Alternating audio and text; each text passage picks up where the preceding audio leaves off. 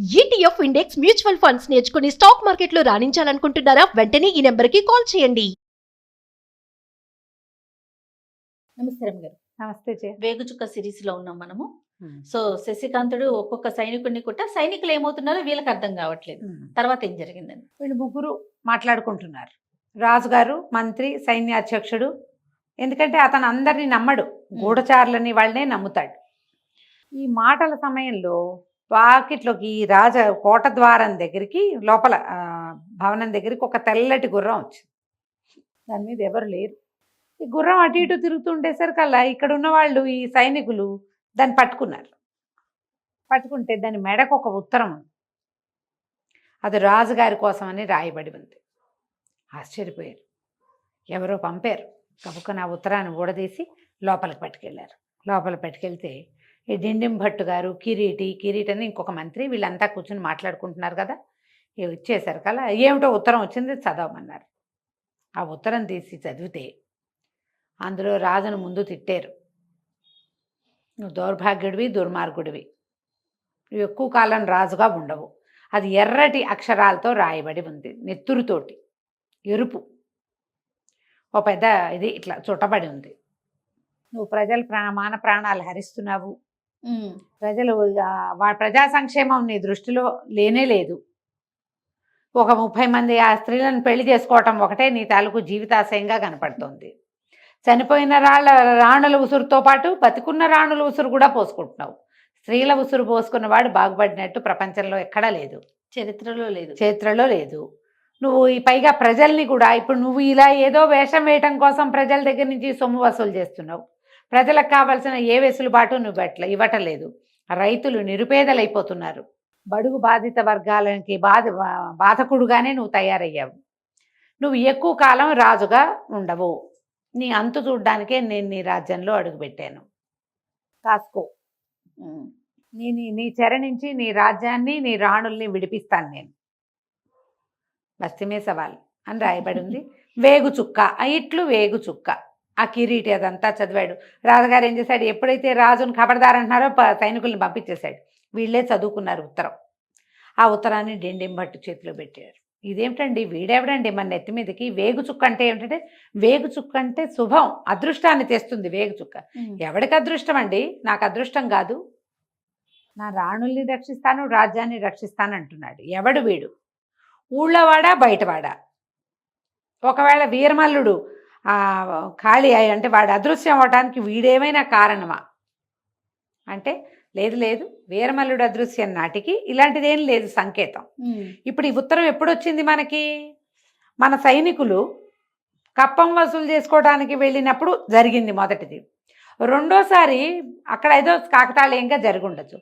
కరెక్ట్గా కప్పం వసూలు చేసి తిరిగి వచ్చే రోడ్డు మీద నుంచున్నారంటే వాళ్ళకి వార్త తెలుసుకుని నుంచున్నారు. ఈ 2 పనులు చేసి సాక్ష్యంగా, అప్పుడు వాళ్ళు కప్పం వసూలు చేసే వాళ్ళు మొత్తం పట్టుకుపోయి డబ్బులు కూడా పట్టుకుపోతే ఏం జరిగిందో, ఎక్కడ జరిగిందో, ఎలా జరిగిందో మనకి ఏనాటికి తెలిసేది కాదు.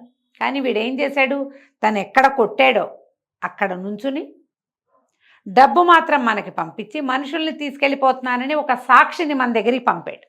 వాడు ఉద్దేశం అదే, నీ డబ్బులు అక్కర్లా, నీ మనుషులు కావాలంటున్నాడు. 2 సార్లు చేశాడు. ఇప్పుడు 3వసారి ఉత్తరం రాశాడంటే ఇలాగే మనుషుల్ని మాయం చేస్తానని చెప్తున్నాడు. కాబట్టి ఇప్పుడు ఇది వేరేగా ఆలోచించాలి. ఆయన ఉత్తరం అంతా చూస్తే అన్ని గుండ్రటి అక్షరాలు. ఇది ఎవరో మంత్రి రాసిన అక్షరం. ఇది ఈ అక్షరము మంత్రులు రాసిన అక్షరాలు. ఎవడో కుర్రాడు, ఎవడో ఒక ఏమంటారు ఏరాగేరావాడు, రాబిన్ హుడ్ రాసింది కాదు ఇది. వీడు చదువుకున్నవాడు, తెలివిగలవాడు. అక్షరాలన్నీ గుండ్రగా ఒకే సైజులో ఉన్నాయి.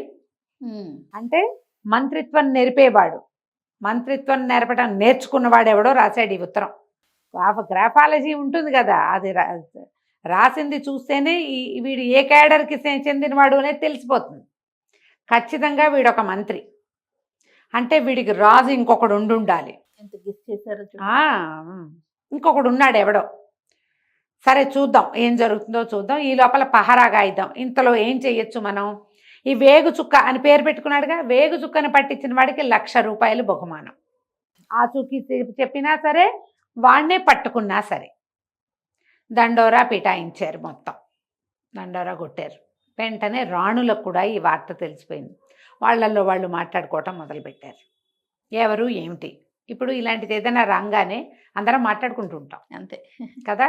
ఈ రాణులు ఏమనుకున్నారు, వీడెవడో మన పట్ల వీడికి సానుభూతి ఉంది, ఈ రాజును ఏమైనా చేశాడంటే మనకి స్వతంత్రం వస్తుంది, హాయిగా పుట్టిళ్ళల్లో అయినా సుఖంగా ఉంటాం, మన జీవితం ఇంకా మంది, వీడి కాలు కింద ఉండాల్సిన పని లేదు మనం. కాబట్టి వీళ్ళందరూ రాణులందరూ వేగుచుక్క పక్షం అయిపోయారు.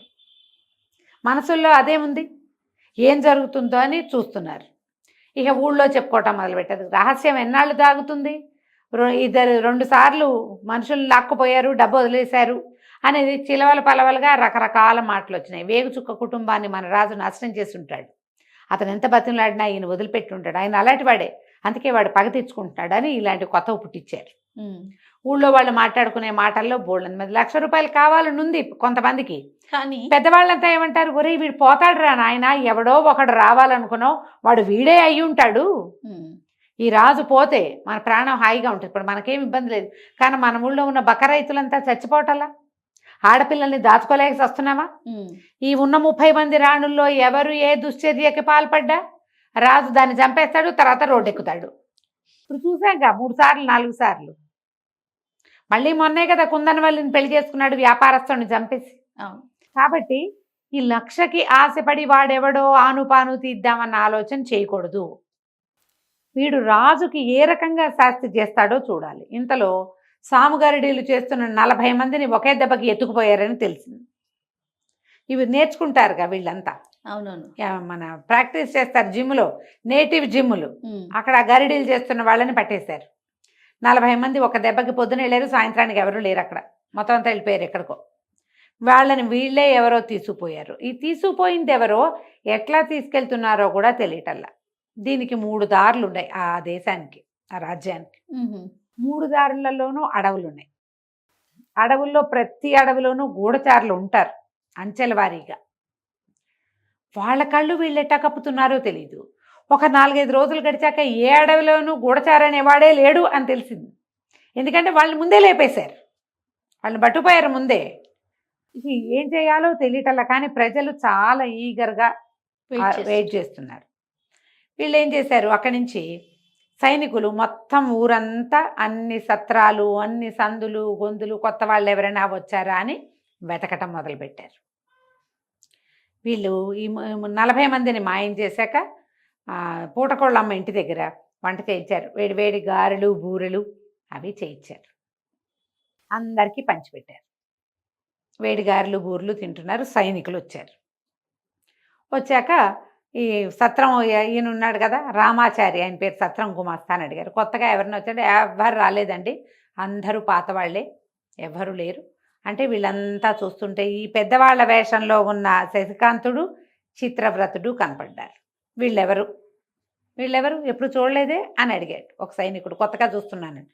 అబ్బాయి వీళ్ళు ఎప్పుడో వచ్చారండి, చాలా నాళ్ళైంది వచ్చి, పెద్ద గుర్రాల వ్యాపారస్తులు, వ్యాపారం బాగా సాగిందని మరి ఇక మా అందరికీ గారెలు బూరెలు చేయించారు, పట్టండి మీరు కూడా తినండి అని వేడి వేడి గారెలు బూరెలు చేతులు పెట్టారు. అవి తింటూ సైనికులు ఇతన్ని అడిగారు, శశికాంతుడిని, ఎంతకాలం ఉంటారు మీరంటే, ఇంకొక 1-40 రోజులు ఉంటామండి, ఇంకో చిన్న చిన్నవి ఇంకా ఉన్నాయి, గుర్రాల పైనుంచి వస్తున్నాయి, అమ్మకాలు అయిపోగానే మేము వెళ్ళిపోతాం, మేము ఎప్పుడో వచ్చాం అనేసరికి సరేనన్నారు. వీళ్ళు ఇప్పుడు రాలేదండి, వాళ్ళు ఎప్పుడో వచ్చారని అందరు సాక్ష్యం చెప్తారు, అందరూ తిన్నారుగా వీళ్ళు పెట్టినవి, అందుకని వీళ్ళు అసలు కొత్త వాళ్లే కాదని, వీళ్ళు చాలా అద్భుతమైన వ్యక్తులని సాక్ష్యం చెప్పారు. సైనికులు కూడా గారెలు బూరెలు వేడి వేడివి నోట వేసుకుని వెళ్ళిపోయారు. రాత్రి పడుకున్నారు. పడుకుంటే గంటకి పారా హుషారు వినపడుతోంది. ఒక పెద్ద 10 మంది సైనికులు పారా హుషారు అరుచుకుంటూ వెళ్తున్నారు. మళ్ళా సరిగ్గా గంట అయ్యేసరికి మళ్ళీ వచ్చేస్తారు, గస్తీ తిరుగుతున్నారు ఊళ్ళో, ఏవి అవ్వకుండా. అబ్బో ఏర్పాట్లు గట్టిగా ఉన్నాయంటే అప్పుడు శశికాంతుడు అన్నాడు, దీనికి తగినట్టు చేద్దాం, మనం కొత్త ఐడియా చేయాలి. ఇప్పుడు ఇక్కడ ఉండకుండా మహారాణుల సంగతి మనకు తెలియాలి. పూర్వం ఒక రాణి గారి చెలికత్తెను రక్షించాం మనం.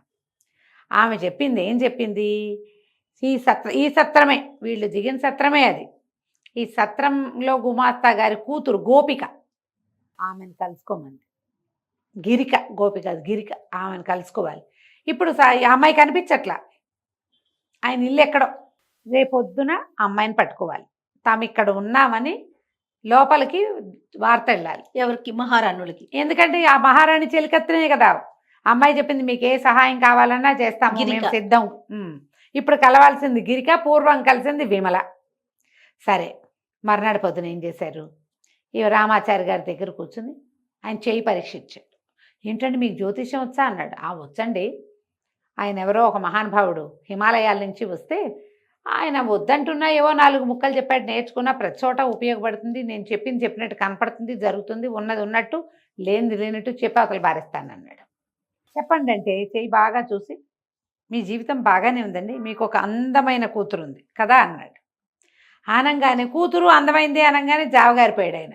అవునండి, నాకు ఒకతే కూతురు ఉంది, మా కూతురు చాలా అందగత్తే, రాజుగారికి కనపడకుండా దాచిపెట్టుకుంటున్నామండి అన్నాడు.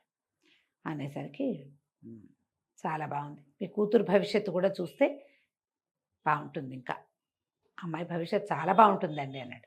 ఈయన అన్నాడు, ఈ సత్రం గుమాస్తా గారు, నా చేతిలోనే తెలుస్తుందండి మా అమ్మాయి భవిష్యత్తు అన్నాడు. మీ చేతిలో ఏం తెలుస్తుందండి, మీకు అమ్మాయి ఉందని తెలుస్తుంది, పిల్ల చేయి చూస్తే ఏమైనా తెలియచ్చు అనేసరికి పక్కన కూర్చున్నాడుగా చిత్రవ్రతుడు. అదేంటి కోపన్న అట్ట వదిలేస్తావు, ఆ పిల్ల చేయి కూడా చూసి ఏదైనా చెప్తే చేయించుకుంటాడు కదా అని ఎంకరేజ్ చేశాడు. ఈయన గబుక్కున ఆ పిల్లని తీసుకొచ్చి ఎవరికైనా చూపించే ఉద్దేశం లేదు, కానీ ఇప్పుడు జ్యోతిష్యం అనగానే అందరూ చేతులు చెప్తారు కదా. ఈయన అన్నాడు, రేపొద్దున పిలిపిస్తా మా అమ్మాయిని, మా అమ్మాయి చేయి చూసి చెప్పాలండి, ప్లీజ్ అండి అని బతిమలాడాడు. సరేలేండి, మీరు అడుగుతున్నారు కాబట్టి, కానీ లేకపోతే ఏముంది చూద్దాంలేండి, రేపటి సంగతి రేపు అన్నాడు. ఆయన మర్నాడు పొద్దున్నే కూతురుని తీసుకొచ్చాడు. ఈయన గాల్లో బాణం వేశాడు, కానీ నిజంగానే చక్కటిది ఆ గిరిక. ఆ పిల్లనే కదా, ఆ పిల్లకి తెలియజేయాలి, మేము ఇక్కడ ఉన్నాము, విమలని కలిసిన వాళ్ళం మేమేనని తెలియజేయాలి.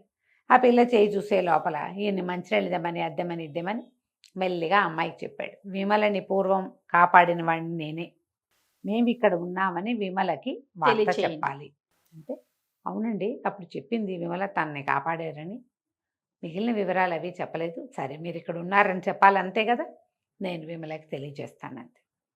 విమలకి తెలియజేయటం ద్వారా రాజకుమారుడు ఏం సాధించాలనుకున్నాడో మనం తర్వాయి భాగంలో తెలుసుకుందాం. తప్పకుండా. నమస్తే. నమస్తే చెయ్యి.